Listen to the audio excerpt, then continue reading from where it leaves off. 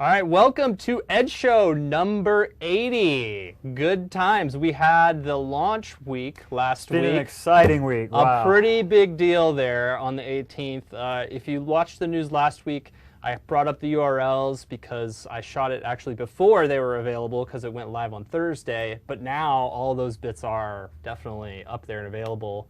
And ready for you. Well, I mean, what is that? That includes Yeah. Windows Server 2012 R2, Yep. System Center 2012 R2, Yep. Windows 8.1 client, Yep. And even then the remote server administration tools for client if you want to manage Windows Server 2012. So Yes. a lot of new releases, and you're going to see kind of continued releases for all the associated products, like new management packs for Operations Manager, new integration packs for Orchestrators. So a lot of new stuff. It's this big wave now. If you haven't already started learning, be prepared to be drinking from a fire hose because there's a lot of new stuff there, right?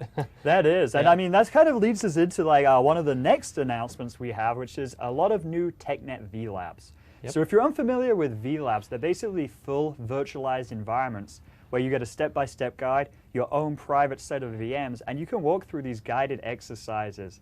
And with this launch last week, we released 16 new VLabs for Windows Server and 3 new VLabs for System Center. So you get to really get a hands-on experience without having to go and deploy these infrastructures yourself. So a great way to kind of start to understand the new products, see how they fit in, and really see how they show these different connected scenarios. It's more of a, rather than a siloed product, very much a connected approach now, showing these different capabilities. Well, yeah, I mean, you know, our bits are aligned together as they have been for a while, and we're starting to bring more and more things kind of all in that motion together, and at one Microsoft, right, having The these Cloud experiences OS. come together. Now, it isn't only about server stuff because we are a devices and services company. What good would that be without a new device, right? We have here the Surface 2. Now, I know earlier we talked about announcing the kind of roughly what the Surface 2 is about. We now have the pricing. It's now available to purchase through the Microsoft stores that are out there, and you know, pretty cool stuff. I mean, you know, the Surface was $349, the Surface 2 $449. And you know, you have the other goodness there is 200 gigabytes of SkyDrive storage and unlimited Skype minutes. Very cool. That's a pretty cool perk there for folks who are interested in a device side of things, you know? Yeah, no, I was actually in Denmark last week, and they actually had one of the Surface 2 devices for the keynote there, so I got to play around with it. Very cool. It even has different angles that you can, you know, hold the device, so really cool. I can't wait to get one myself. Yeah, definitely check it out. Thinner, lighter, more RAM, all that goodness. So yeah, but now that I diverged from the devices, I'm guessing there's a little bit more even for server training, launch, right? of course there is. That's right. And we released a lot of new content on the Microsoft Virtual Academy, and you're going to see actually over the next month about a dozen new courses coming out, both covering Windows Server and System Center. This week we've released Infrastructure Provisioning with System Center. So that's primarily looking at Virtual Machine Manager deploying the fabric, and then we look at Infrastructure Monitoring using Operations Manager. So that's after you've put everything out there, monitoring these different clouds, hardware, services, virtual machines, and applications. So if you want a good overview of what's new, System Center 2012 R2, go to the Microsoft Virtual Academy. Yep, so we got a couple courses if you check out on the screen there, just to highlight them for the R2 piece there. There we go. And next up, we have an ebook on Windows Azure for IT professionals. So if you're the kind of person who likes to read, get the PDF out and on your favorite PDF device reader and want to learn about Windows Azure, this is a great book to cover a lot of the common scenarios of Windows Azure use cases and get you more familiar with the underlying technologies that are there. So let me ask you, now since you're our evangelist for IT pros for Azure, why do we focus on what's different for IT pros when we look at Azure? Yeah, well, so I think, you know, one thing for Windows Azure, it's a lot of people still have this notion of like, well, Windows Azure is just for developers. It's a platform, right? That's right, the and you know, originally it kind of was. You know, there was, you know, when we first released Windows Azure a number of years ago, we had just a platform as a service offering, which is generally speaking more tailored for developers unless you're in the DevOps side of things, right? But we've had for quite some time now the infrastructure services or IaaS, you know, virtual machines up in Windows Azure where you can, you know, sign up for a free trial and in like 3 minutes have a Windows Server 2012 R2 machine up and running to play with, right? Very cool. So, so it is very applicable for IT pros. It's kind of the way that things are headed, you know. This new cloud administrator role That's that right. we're seeing. I mean, Yeah. virtualization, that's important in the whole Cloud OS and connecting things, but there's no way that you can operate with the efficiency of our data centers when we're pouring billions of dollars in. You know, it's kind of hard, no matter how efficient your virtualization stack is in your company. You know, probably not going to quite beat that that efficiency that we have. So anyway, check out this interview right now. Stay tuned. Welcome back to the show. In this episode, I'm joined by Michael, and we're going to be speaking about Linux integration. Now, if you've been watching the show recently, you've seen that we're talking more and more about these heterogeneous environments, being able to monitor and manage VMware, Citrix, Java, and now really focusing on Linux. So, Michael, what team do you work for, and what's your background in Linux here? So I'm part of the Open Source Technology Center. Okay. That's a mouthful. We're part of the Windows Server and System Center division, and so we focus on running and managing Linux. So do you now have, does this mean Microsoft now has a dedicated team that just works on Linux? That's correct. As part of Windows Server and System Center, in the data center, in the private cloud, and in the public cloud. I think that's a really interesting, strategic move by Microsoft, saying, hey, we know that most people are running Windows, we like Windows, but why did Microsoft say we want to continue investing in Linux? Like, why do we think that's important to us? Well, we recognize that the world is heterogeneous. That's the reality of what's out there. Different computing devices, different operating systems, different languages platforms, .NET, Java, etc. And so particularly in the server and data center space, we have focused on managing and running in that heterogeneous environment. That's what our customers have told us that they want us to do, and Microsoft has responded by offering products that play in that environment. So it's really a business decision. You know, the world is heterogeneous, we get it, and that's the world that we want to play in. And I think you're going to see a lot more investment in System Center specifically, right? Really trying to be this single product that does manage all these diverse environments, connect them, monitor them, deploy them, operate them. I guess we're going to kind of walk through some of those different operations We will indeed, yes. Well, I guess first of all, what Linux distributions do we support? Well, we focus on a lot of different Linux distributions. First thing, we focused on Linux servers. That's our key focus at this point from a marketing standpoint. And we have focused on the Linux distros that an enterprise would use to run real business applications, whether that's in their data center or as part of a hoster or in the public cloud. So we really have not gone after the desktop versions or the hobbyist versions of Linux. But so we've got a slide here that shows us kind of what the different distros are. You can see across in the Linux space there are 6 different distros: Red Hat, SUSE, CentOS, Ubuntu, Debian, and Oracle there is, of course, Oracle Linux in the Linux category. And you can see the different components of System Center, different components of Hyper-V, and then, of course, Azure Virtual Machines as the public cloud.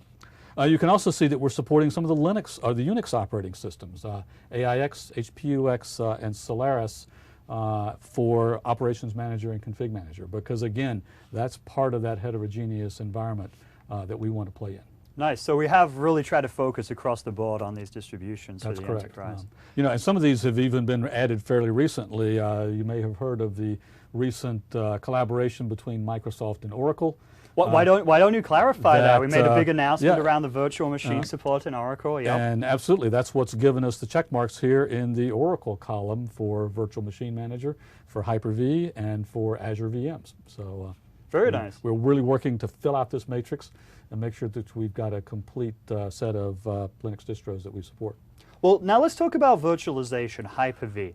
Now, if you're going to run a virtual machine, a guest operating system within a VM, one of the things we always try to do for the VM itself is make it what's called enlightened, meaning it knows that it's running inside a VM. Yes. And so for that, we need to install what we call in Hyper-V world integration components. Correct. And you call that something differently. Could you kind of talk a little bit about how you guys have invested in that, how we make these Linux distributions work on Hyper-V? Right. So as you pointed out, Hyper-V presents synthetic devices to the guest operating system in order to get good performance, particularly for disk I/O and for network I/O. And if you're going to have synthetic devices, and they're going to show up in the guest operating system, you need drivers for those synthetic devices. Okay. And so what Microsoft has done, we have developers who have written the Linux device drivers. that run in the Linux operating system to talk to those synthetic devices. And so we are, instead of emulating the real hardware, we're using those synthetic devices to really get good performance. And so that group of device drivers that we have written, we call the integration services. And to make them Linux specific, we call them the Linux integration services, or LIS. LIS, okay. Yes. Great. So tell me a little more about like how people can get LIS. Does it come actually in the code itself? Can people add it on later? In a lot of cases, it does come in the code. Our approach has been to work with the Linux community. And so we develop those drivers, we test them in-house here at Microsoft, and then we submit them to the Linux community. And the Linux community looks at them and they comment and they give feedback. We make adjustments, we make tweaks to make sure that they work really well within the Linux kernel environment. And then once those drivers have been approved, if you will, by the community, they go into the main Linux kernel. Once they're in the main Linux kernel, then we work with the Linux distro vendors to bring those drivers into individual Linux distributions. So we work with Red Hat around getting the drivers into Red Hat Enterprise Linux. We work with SUSE around getting them into the SUSE Linux Enterprise Server. We work with Canonical around getting them into Ubuntu. And so we maintain these relationships with the distro vendors then to get the drivers into the distro. So if you're working with a recent Linux distro, like SLES 11 SP2 or SP3, Linux integration services are already there. You install SLES 11 SP2, install that on Hyper-V, Linux integration services is there and just works. Very nice. If you're dealing with an older Linux distro where they may not already be present, there is a Microsoft downloadable package that you can get to install LIS into your older distro. So we offer it both ways. The model going forward, just have it built in so it's there as a normal part of the product. Great. And I really just want to emphasize one point you said here. We have Microsoft developers writing the Linux code, checking into the Linux kernel, doing peer reviews in the Linux community. That's exactly what's happening. That's really cool. I mean, that's, I guess, really evidence that Microsoft really is trying to invest in this, make it, you know, first-class citizen on top of our systems. That's exactly what we're doing, yes. Well, now let's move and talk a little more about data center management of Linux. So Virtual Machine Manager, what are kind of our integration points we have with Linux there? Right. So VMM, of course, is Microsoft's product for managing the private cloud. And so one of the things we've done, so you manage Hyper-V hosts, you manage virtual networks, and you manage the guest VMs that you have deployed into that private cloud. And so one of the things we've done is we've made sure that Linux guest VMs are part of VMM just like Windows guest VMs. And 98% of the user interface of what you interact with VMM really doesn't care whether it's Linux or whether it's Windows. Consistent experience. Consistent experience. So you're just doing that, set up me a guest operating system and all of the storage management, the network management, all of that's the same across whether it's Windows or whether it's Linux. And so we've got a great story there. There's really only a little bit of UI that's different for the Linux case. So you now actually have a demo that you could show us using Virtual Machine Manager showing how we can manage these Linux distributions, right? Yes, I do. So you can see now the Virtual Machine Manager console. This, of course, is the console that the IT professional would use, either running the data center in the enterprise or running the data center at the hoster. You can see that we've got a couple of Hyper-V hosts here that we're managing. This particular Hyper-V host has 6 different Linux guest operating systems on it. It's also got a Windows guest operating system that's running on it. We've got another host that's got a Linux machine and a Windows machine running on it. So that's what's actually running on this private cloud that VMM is managing. If we go to the library area, we have this concept of virtual machine templates. This is a pre-configured and set up configuration of a virtual machine that you might deploy. And you can see we've got several different templates here. I'm going to pick one of these. This is SUSE Linux Enterprise Server, or SLES 11, and we're going to create a virtual machine from this template. This walks us through, we're going to call this the TechNet demo, walks us through a little wizard here. We get a chance to configure the hardware, the virtual hardware that we want this virtual machine to run on. And I'm going to change the memory size from its default up to 1024 megabytes, give us a full gig. Then we get the screen where you actually do see some Linux-specific behaviors here. This is where you get a chance to specify the operating system configuration. And so you see we have SLES 11. This is going to be called lab nx.pound. They'll fill in a number there. And here we specify the root credentials. That's, of course, a Linux concept. Yeah, this is new. I haven't seen the this root before. password. Yeah. Yep. And so we're going to pull the root password from a run as account that's been Okay. stored in Virtual Machine Manager, specify the time zone, and specify the run once commands. Now you see some Linux specific command lines here. And so this particular template has been set up to bring in some things so it configures properly to be managed by System Center Operations Manager. But you've got full flexibility here to put arbitrary Linux command lines into the configuration that'll be run once that virtual machine is deployed. So we'll click Next here. We're going to select where. Virtual Machine Manager will decide where to put this virtual machine. It's calculating, looking at the workloads that are on Hyper-V 1 versus Hyper-V 2. There we go. And it's rated Hyper-V 2 as a little more preferable to Hyper-V 1, so that's where it'll end up going. It's going to be called LabNX08.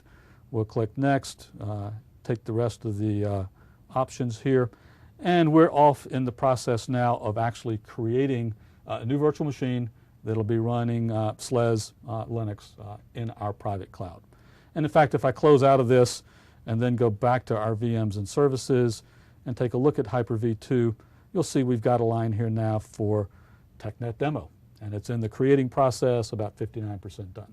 Very nice. So, Well, the next system center component I want to ask about is Windows Azure Pack. And Windows Azure Pack is new with System Center 2012, Windows Server 2012. And it basically allows you to run Azure-like services within your own data center. So if you kind of like that Azure end user experience, easy to create VMs, having galleries, you can now do that, but within your own data center, so no dependency on Azure.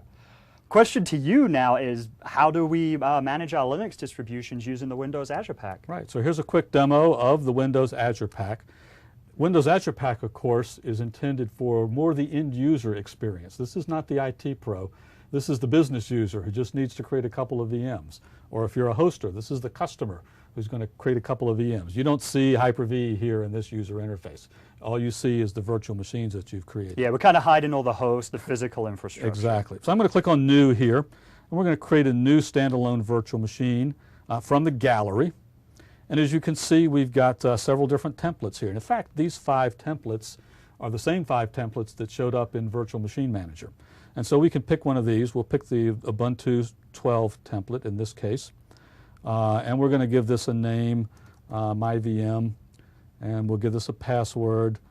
And I have to type in a little bit of characters here because it won't let me do something short. Let's see here. Hopefully those match up. I'm going to skip the SSH key here just for going very quickly. We're going to attach this to a virtual network that's been pre-created by the guy who's running Virtual Machine Manager. We'll call that Contoso, and we'll click the check mark there. And we're off creating a new virtual machine using the Windows Azure Pack. And if we go back to the virtual machines list here, then you can see that we're creating it, and it has now showed up in the list, and we're creating that virtual machine. And what's really interesting is, suppose you're the actual IT guy. So let's go back to Virtual Machine Manager. And if we go back and take a look at what's happening here, we'll now see that MyVM that was created in Windows Azure Pack now shows up and is visible to the IT professional who's actually managing that private cloud. Very nice, And seeing so- how quickly they're connected. So they're very well connected there, yes. Great. So next question is, we've gone and deployed this infrastructure. Now we want to go and monitor these VMs, make sure they're healthy. What does Operations Manager do with Linux? Great. So we have great integration in Operations Manager with Linux. So you can monitor your Linux servers right alongside your Windows servers in the same view. And so we've got just the top level view here. So we've got some Windows computers that we're managing here in Ops Manager. A couple of the Hyper-V hosts are showing up here. And we've got some Unix and some Linux computers that we are managing in Ops Manager. Got a couple of them that are even marked critical here. Turns out in this demo environment, the disk can sometimes get kind of slow, and we've got a critical alert here on the physical disk for this particular Linux machine. Let's take a look. If we go to a particular Linux machine and we open up the Health Explorer, we can see all the different things that we are actually monitoring for this Linux computer. So you can see, for example, in the operating system, we are monitoring all of the different Linux daemon processes. So we're monitoring the cron daemon and the klog and the SSH daemon. So if those daemons were to go down, we'll get an alert in Ops Manager that, hey, you've got a problem with your Linux machine that you need to go monitor. And just for good measure, why don't we actually just go do that? I'm actually logged into this Linux machine right here. And if we look for the cron daemon, we'll see that it's PID number 7567. I'm going to kill that guy off. That's going to terminate that process. And if we do the PS again, we'll see that there is no cron daemon running anymore. I've got this set up to monitor on about a 30-second interval. So we'll go back and take a look in just a second here and see if we've in fact generated an alert. Now, while that's refreshing, let me ask you, what kind of requirements are there around installing agents? Do you need to actually install anything within the Linux guest virtual machine or on a Linux host to be able to monitor it? Yes, we do. So we do have an agent that Microsoft has written that is part of System Center, part of System Center Operations Manager. We ship that agent, and there are various installation processes. You can have that automatic from Ops Manager. You can manually install that agent into your Linux systems. And is that the same regular agent that Operations Manager uses, or is that different? It is specific different. for Linux? It is different for Linux than it is for Windows. So different code base, different set of things that it's trying to solve. You can see here. Here's a quick graph of some operating system performance metrics that we see for one of the Linux machines.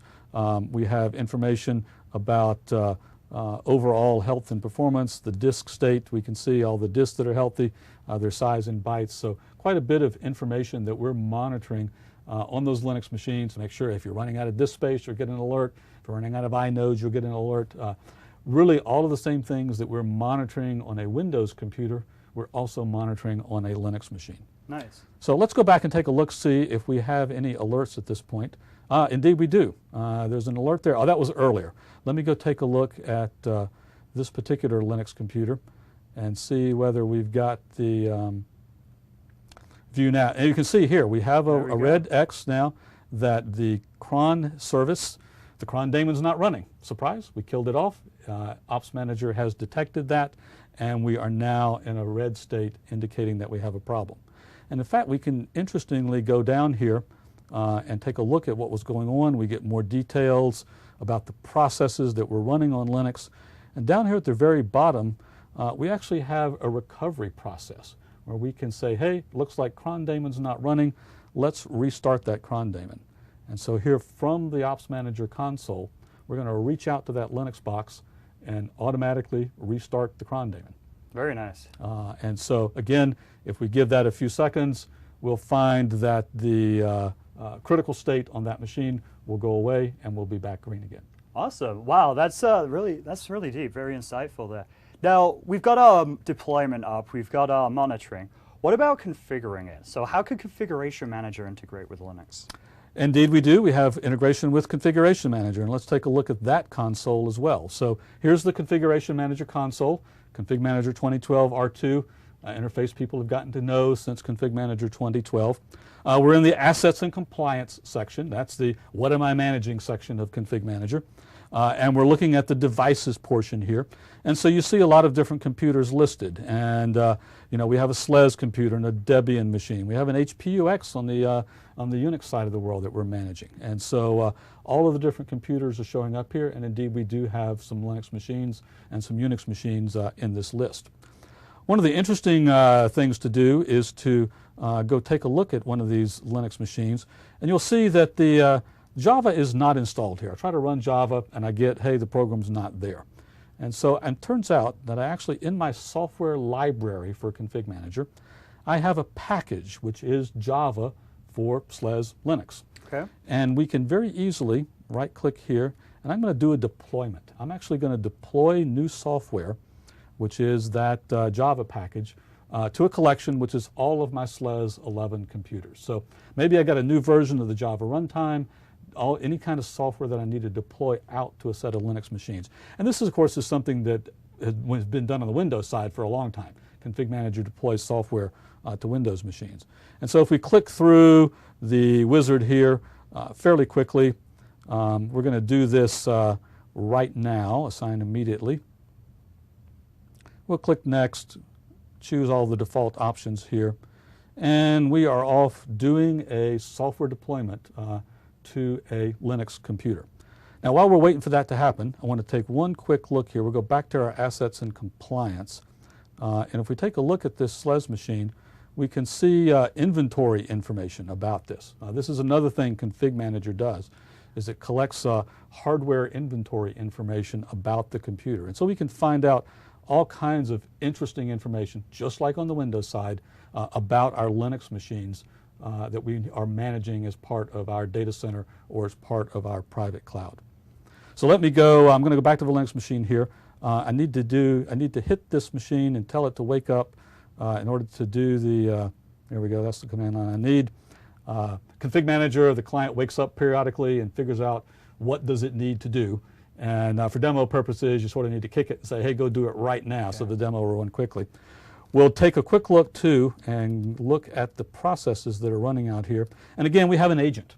So you see /op/Microsoft, there's an OMI server process, there's a CCM exec process.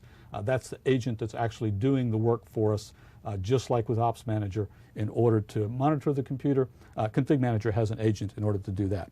So let's take a quick look here. Let's see if we've gotten Java installed. Voila, the Java command line now gives us its help information, whereas it was failing before. Config Manager has successfully installed Java onto this machine. Very nice. Well, we are not done with the System Center line of products, so tell me, Data Protection Manager, yes, does that work with Linux? It does work with Linux. New in the 2012 R2 release, Data Protection Manager can back up Linux virtual machines that are running on Hyper-V. Prior to R2, you would have had to pause or stop that Linux virtual machine, which is not really what you want to do in a production environment. Is that to ensure memory consistency? Yes, it was to ensure consistency. And so what we've done in the new R2 release is we now have the ability to flush the file system buffers of that Linux VM and then take that snapshot and do that backup. And that all happens automatically and transparently so that you get the same kind of backup behavior with Linux VMs that you've been getting with Windows VMs. Very nice. And last but not least, automation. You know, yes, a lot of people are now really getting excited about Orchestrator, being able to tie these separate systems together. How can we go and tie our Linux systems with Orchestrator? So certainly doing IT process automation with Orchestrator, you may want to do Linux machines. In a Orchestrator runbook, there's an activity called Run SSH command line. And that will connect via SSH to a Linux machine, to a Unix machine, using standard protocols. And then you can send any command line you want down to that Linux machine. Both physical and virtual as well, both physical right? and virtual. And so if you've got an IT process where you need to go do something to a Linux or a Unix machine, you've now got that capability with Orchestrator. Wow. So I guess, you know, hopefully people could see Microsoft is really, really invested in Linux. But are there customers out there using this today? Yeah, people were really surprised when they learned that Microsoft's doing all this Linux work. And in fact, we've been doing it for about 5 years now. Nice. And our data shows that there are literally thousands of System Center customers out there today who are managing Linux and Unix with System Center. And in aggregate, hundreds of thousands of Linux and Unix servers are being managed in a production environment today. Real world production. Real world production stuff. And so, you know, that really does validate our goal, which was let's play in this heterogeneous environment. And again, customers are surprised, but the world is heterogeneous. We get it. Great. Well, thanks so much for coming on the show. There's a lot of information you gave us here, though. Where could people go to learn more? So there's certainly information on TechNet about all of our Linux and Unix capabilities. Okay.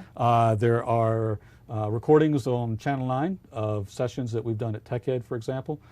So a lot of great information that's out there available to you. Great. Well, Michael, thanks so much for joining me on the show. Hopefully viewers out here learned a lot more about this. I know I learned a lot. So thanks again for coming on the show. Great Thank you very much. Glad I could do it. Thanks.